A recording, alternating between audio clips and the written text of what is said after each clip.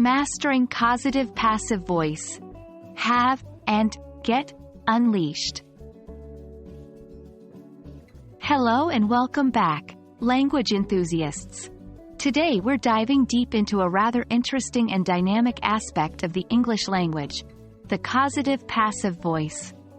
We'll particularly focus on the usage of this form in everyday English communication and how to effectively employ have and get to convey your meaning accurately.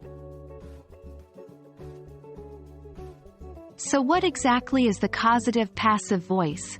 In a nutshell, it's a grammatical construction that allows you to describe an action that you arranged for someone else to do for you. This action is often performed by an unspecified person or people. We often use the verbs have and get in the causative passive form. For instance, let's say you need to clean your car but don't want to do it yourself. You might say, "I'll have my car cleaned," or "I'll get my car cleaned," suggesting that someone else will do the cleaning, but we don't necessarily specify who.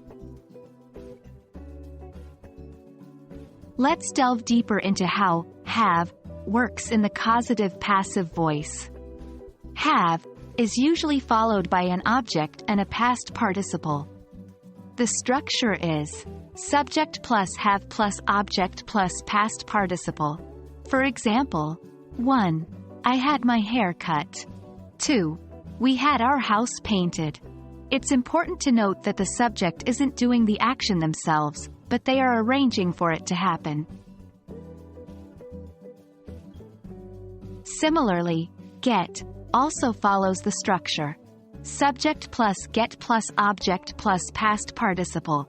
Just like have, the use of get implies that the subject made arrangements for someone else to do the action.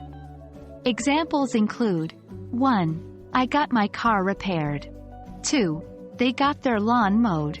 It's also worth mentioning that get tends to be more informal and conversational compared to have.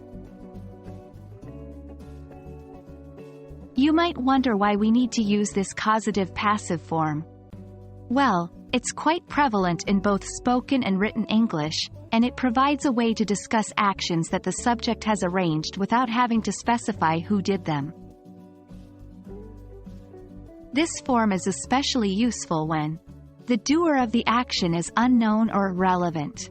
We want to emphasize the action itself more than the person doing it. We aim to express that an action was arranged, not necessarily performed by the subject. So, remember to put this to use in your daily conversations or writings for a more natural, fluent expression. That's a wrap on today's exploration of the causative passive voice. Hopefully, it's now clearer how have and get play their roles in these expressions. Remember, language learning is a journey. Practice makes perfect, so don't be afraid to experiment with these forms in your conversations and writings. Until next time, keep your language learning spirit high.